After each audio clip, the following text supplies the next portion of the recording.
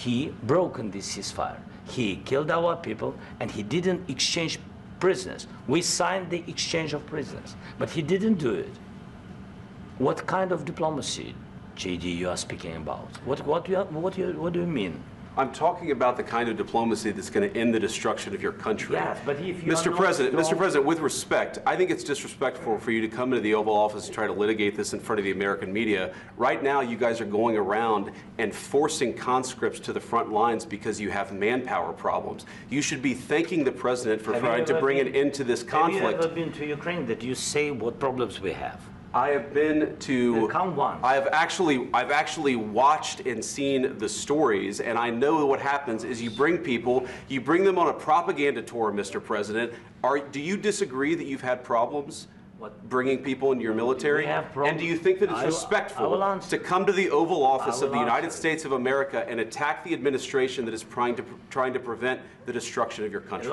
A lot of questions. Let's start from the beginning. Sure. First of all, during the war, everybody has problems, even you, but you have nice ocean and don't feel now, but you will feel it in the future. God bless. You don't know that. God bless. God bless. You will not have a war. Don't tell us what we're going to feel. We're trying to solve a problem. Don't tell us what we're going to feel. I'm not telling you. Because you're in no position to dictate that. That's Remember exactly this. You're in no position to dictate what we're going to feel. We're going to feel very good. You will feel influence. We're going to feel very good and very strong. You will feel influence. You're right now not in a very good position. You've allowed yourself to be in a very bad position, and he happens to be right about it. From the very beginning of the war. You're not in a good position. You don't have the cards right now.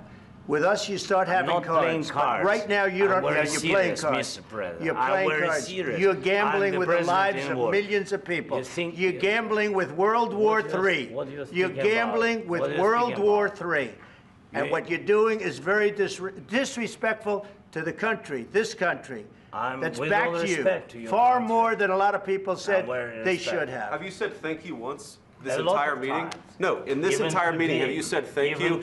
You went to Pennsylvania and campaigned for the opposition in October. Offer some words of appreciation for the United States of America and the president who's trying to save your country. Please, you think that if you will speak very loudly about the war, you can... He's not speaking loudly. He's not speaking loudly. Your country is in big trouble. Can I Wait a minute. No. You've done a lot of talking. Your country is in big trouble. I know. You're not winning. You're not winning this.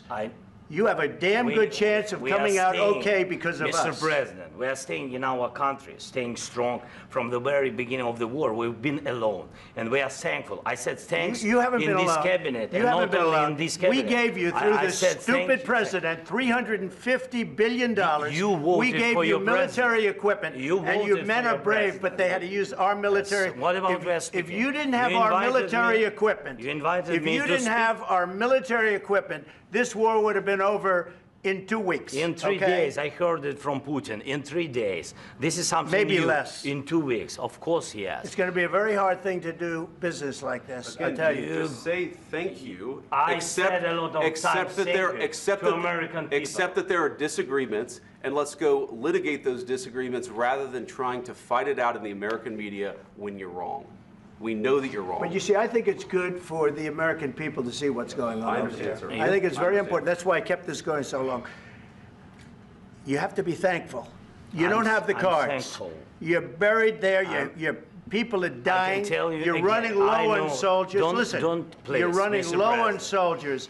It would be a damn good thing. Mr. And then you tell us, I don't want a ceasefire. I don't want a ceasefire. I want to go, and I want this. Look. If you could get a ceasefire right now, I tell you, you take it so the bullets stop flying and your men stop getting killed. Of course, we want to stop the war. But you're saying you don't want a ceasefire. But I said to you, I want a ceasefire. With guarantees. Because you'll get a ceasefire faster than an agreement. Ask our people about ceasefire, what they think. That wasn't with me. That wasn't with me.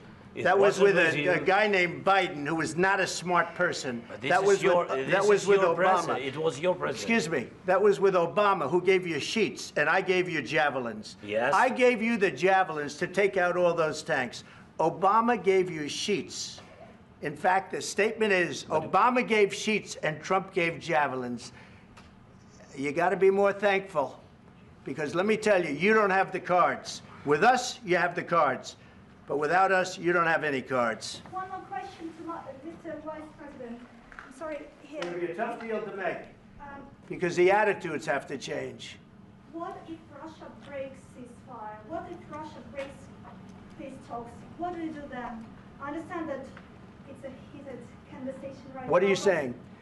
She's asking, what if Russia breaks the ceasefire? What if anything? What if a bomb drops on your head right now?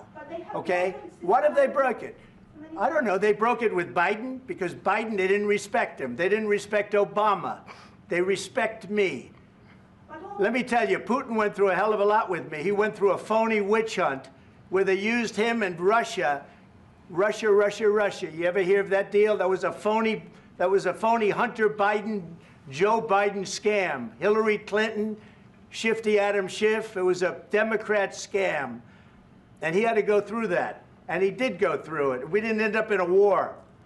And he went through it. He was accused of all that stuff. He had nothing to do with it. It came out of Hunter Biden's bathroom.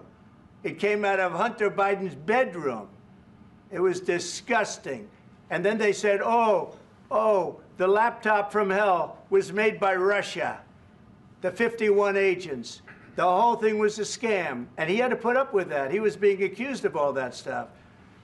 All I can say is this.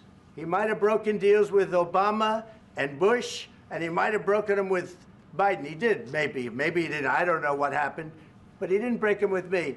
He wants to make a deal. I don't know if you can make a deal. The problem is I've empowered you to be a tough guy. And I don't think you'd be a tough guy without the United States. And your people are very brave. But you're either going to make a deal or we're out. And if we're out, you'll fight it out. I don't think it's going to be pretty, but you'll fight it out. But you don't have the cards. But once we sign that deal, you're in a much better position. But you're not acting at all thankful. And that's not a nice thing. I'll be honest, that's not a nice thing. All right, I think we've seen enough. What do you think? Huh? This is going to be great television, I will say that. All right, we'll see what we can do about putting it together. Thank you. Guys, let's go. Guys, come on, let's go. We'll see, I don't know. All right, guys, come on.